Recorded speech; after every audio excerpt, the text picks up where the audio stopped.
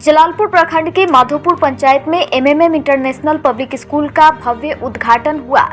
जलालपुर के MMM international public school के दीप प्रज्वलित कर एवं स्वागत गान से उद्घाटन की शुरुआत की गई। वहीं उद्घाटन सत्र में जदयू के विधान पार्षद डॉक्टर वीरेंद्र नारायण एमएलसी एवं डॉक्टर प्रमेंद्र रंजन सिंह प्राचार्य Goriya Kothi college, doctor Surendra Kumar Mishra Hariom Singh Guddu, Shilpi Singh MSc BEd plus high school Marhaura, Ravindra Mishra ex army, Khushboo Kumari समाज सेविका, Rajan Gupta ji director of Swami Vivekanand Vidyapeeth, doctor Raviranjan Singh उर्फ Kunal Singh secretary, Ram Kumar Singh MMM international school, doctor Harendra Kumar Singh director CPS, Rajan Singh BPSC teacher, Jitendra जी शिक्षक, राजेश कुमार तिवारी शिक्षक। वहीं मौके पर बहुत सारे गणमान्य लोग मौजूद थे।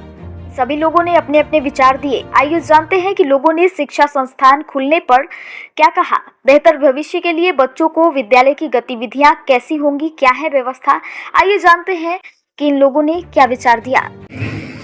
हमें कुणाल तो इनके पिताजी को मैंने पढ़ाया है, वो हमारे छात्र थे और उनको कभी कभी जिससे रिश्ते हो उस रिश्ते को छिपा के भी रखना चाहिए, परंतु मैं इसको छिपा नहीं पाया और मैं कुणाल के पिता को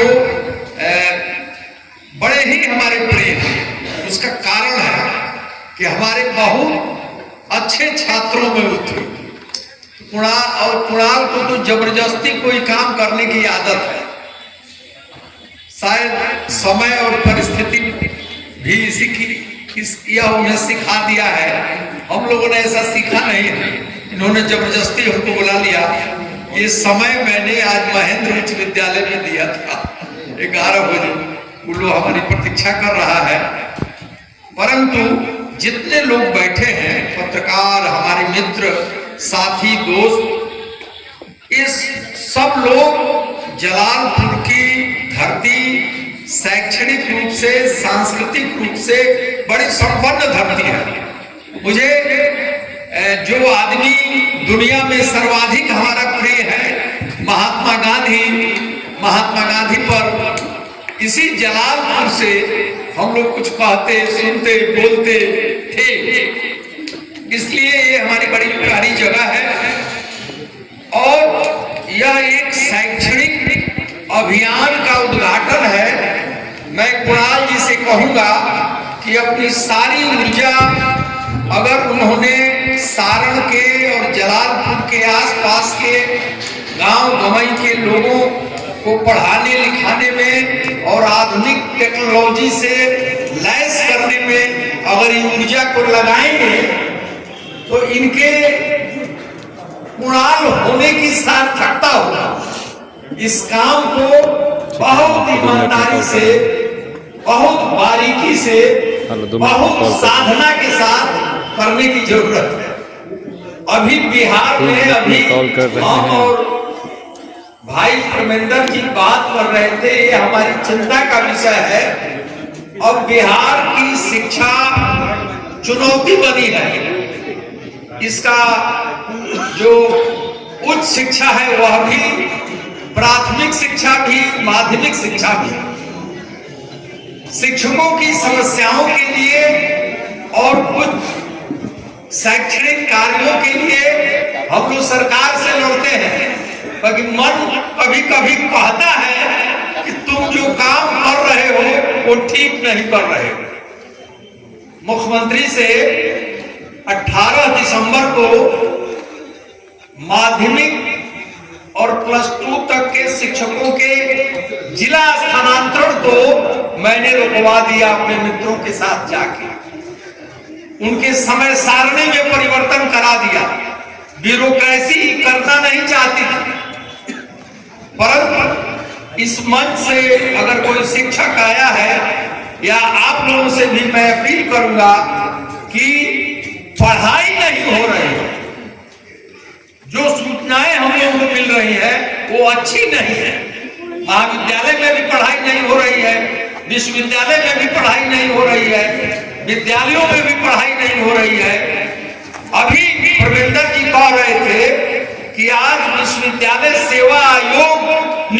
कर रहा है। और जगदम कॉलेज में जगदम बाबू कोई ऊंची डिग्री नहीं लिए थे, विश्वविद्यालय का मुंह नहीं देखे थे, परंतु उन्होंने जिसको बहाल किया था उनके सामने हम नतमस्तक हैं कि वो काम हम लोग नहीं कर पाए। तो ये विश्वविद्यालय में अभी नए शिक्षक से इन्होंने परिचय कराया। हमारे एक नेता होते थे परमानंद सिंह मदन, शिक्षक संगठन में उन्होंने हम लोगों का उंगली पकड़ के सिखाने का काम किया। सारा भाषण देने के बाद, सरकार से लौटने बैठने के बाद मार्क्सवादी थे, कहते थे कि अगर हम लोग नहीं पढ़ाया, आज से 20 साल पहले, अगर हमने नहीं पढ़ाया तो ये सारे विश्वविद्यालय और कॉलेज ट्रांसपोर्ट ऑफिस हो जाएंगे, बस रहेगी, अफसर रहेगा, वेतन नहीं मिलेगा और ट्रांसपोर्ट ऑफिस होने का कोई मतलब नहीं। अगर आप चाहते हैं कि यही हो जाए तो जो करना है करें, और इसकी जिम्मेदारी केवल विश्वविद्यालय शिक्षकों को ही नहीं है, ही नहीं है। हम जो समाज के जिम्मेदार लोग हैं, जो यहाँ बैठे हैं, उनको देख के मैं बोल रहा हूँ, पत्रकार बंधुओं से बोल रहा हूँ, सबकी जिम्मेदारी है कि विद्यालय में पढ़ाई हो, विश्वविद्यालय में पढ़ाई हो, हमारा छात्र जा। एक हेडमास्टर से मैंने पूछा, परमेंद्र जी, वो डॉक्टर रमेश पांडे हमारे अंडर में पीएचडी किए हैं, उनका स्थानांतरण मैरवा से ठकना हो गया। मैंने पूछा कि क्या हालचाल है वहां, आप लोगों का तो सब काम हम लोगों ने करा दिया। उन्होंने कहा कि काम कितना हूं कराइए, पढ़ाई नहीं हुई। हमने कहा क्यों? तो लड़का जब हमारे यहाँ आता है तो मैंने पूछा कि 11 बजे काहे आते हो? तो 2000 कमा के आता है। उसका मित्र कहा कि सर 2000 कमा के आ रहा है। 2000 कहां से कमा लिया 2 घंटे में? तो शराब बेच के आ रहा।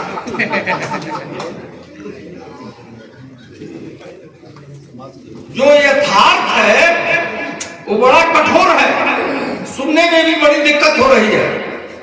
मैं उस दिन से हमारा एकदम दिमागी काम नहीं कर रहा है कि वहां कहा, उन्होंने दूसरी बात कही कि शिक्षक लोगों का क्या हालचाल है। तो शिक्षक लोग कहते हैं कि आई मेरी हेडमास्टर वहां से चुपचाप हेडमास्टरी करी ना, मार उठ के पीट उठ के गांव के लोग खेत दी, बिना मतलब के चक्कर में मत फंसे।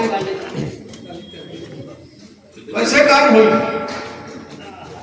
ये सब बातें सुनने को मिल रही है। हम लोग विश्वविद्यालय, आपके लड़के का अंक पत्र नहीं मिलता है, 2 महीना से जयप्रकाश विश्वविद्यालय में दौड़ रहा है।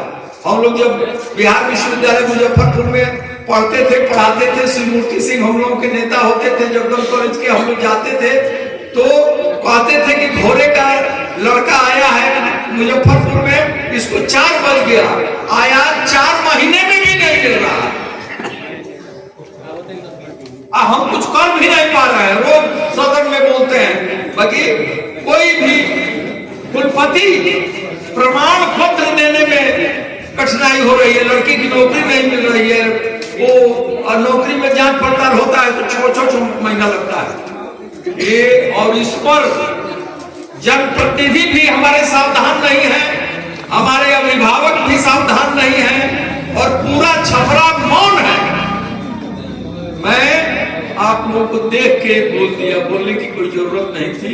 आपके प्रेम ने, आपकी जागरूकता ने और आपकी बनावट ने हमें बुलवा दिया अपने मित्रों के बीच। इसको अभी अकेले झेल रहे हैं, हम लोग सोच सोच के परेशान है, समझ में नहीं आ रहा है कि क्या किया।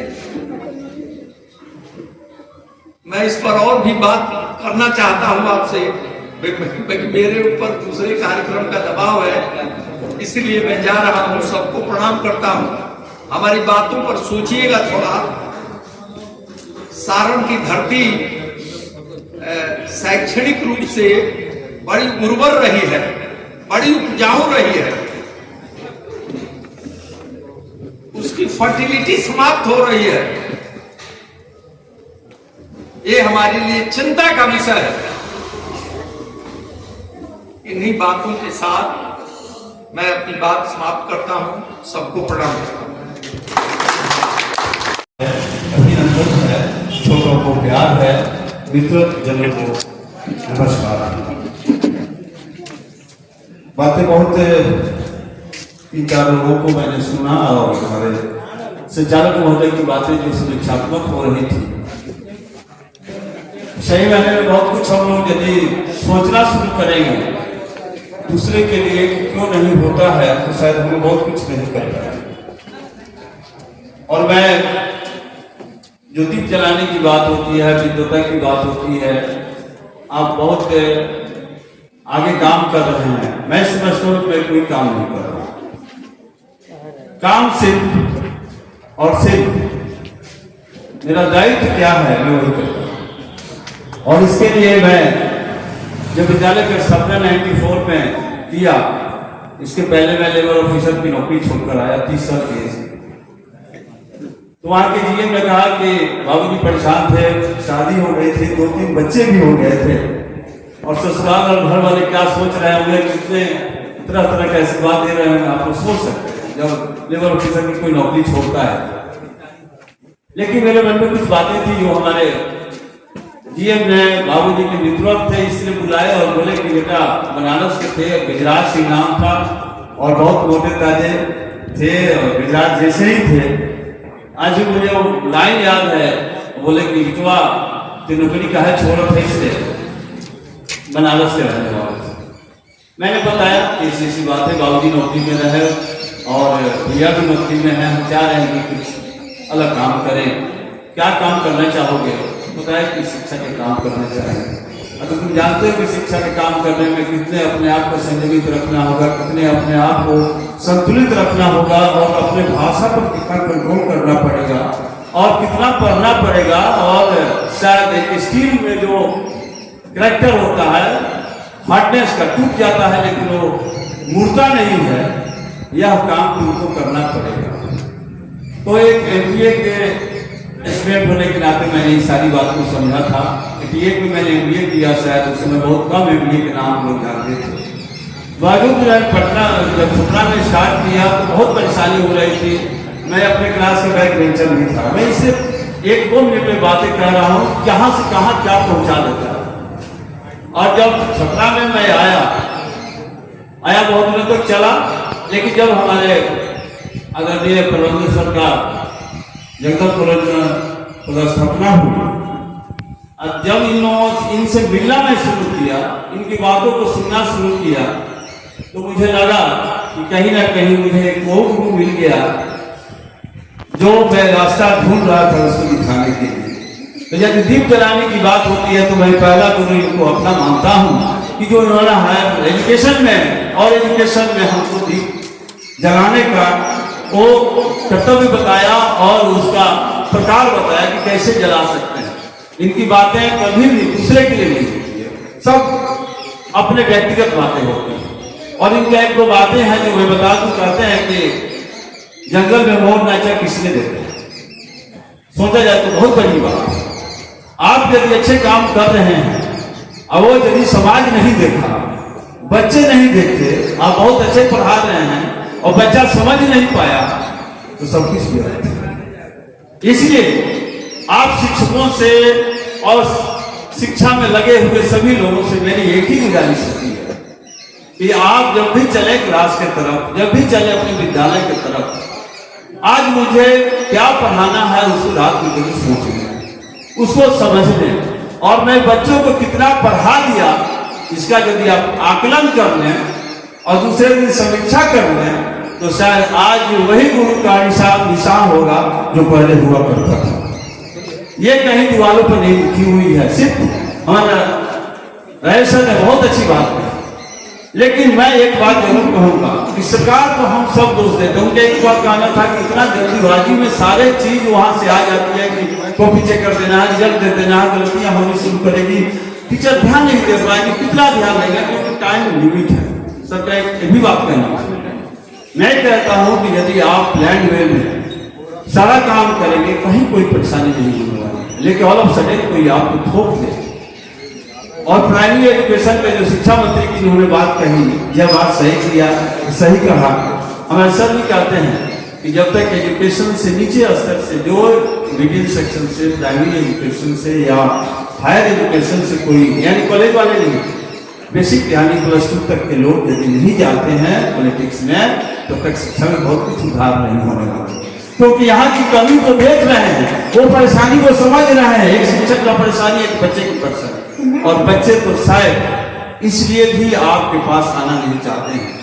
मैं सरकारी विद्यालय को भी कहूँगा और अपने प्राइवेट स्कूल को भी कहूँगा कि एक बच्चे को यदि आना है तो उसके साथ 3 विश्वास होता है। यदि माता पिता का विश्वास आपके विद्यालय पर नहीं है, नामांकन करा दिए, बहुत बड़े अच्छे स्कूल में बहुत पैसा मैं देता हूँ, 5,000 रुपये तो ट्यूशन में दे देता हूँ, एक टीचर को कहकर के अपने आप को समावित महसूस करते हैं। लेकिन मैं कहता हूँ कि यदि 500 रुपये वाले स्कूल में आप नामांकन करा दिए हैं तो आपका भी एक अधिकार बनता है उस स्कूल से पूछने के लिए कि मैंने नामांकन कराया तो हमारे बच्चे को क्या पढ़ाए हैं, क्या नहीं पढ़ाए, बच्चा आना क्यों नहीं चाहता है, क्योंकि आपको फुर्सत नहीं है। और आपको जब तक फुर्सत नहीं होगी तब तक हमको लगता है कि बहुत कुछ होने वाला भी नहीं है, क्योंकि बच्चे में एक डर और एक लाज, जो कहते हैं डर भी चाहिए, लाज भी चाहिए। डर खत्म हो रहा है, टीचर मार नहीं सकते, टीचर डांट नहीं सकते, बड़े बुजुर्ग उसको भूल नहीं सकते, क्योंकि उनसे बच्चे से पहले उनके माता पिता तैयार हो जाएंगे, हाँ अपने बच्चे को देखते हमारे बच्चे को क्यों देख रहे हैं। इन सारी बातों समाज को खा रहे और सारे लोग एकल होते जा रहे हैं।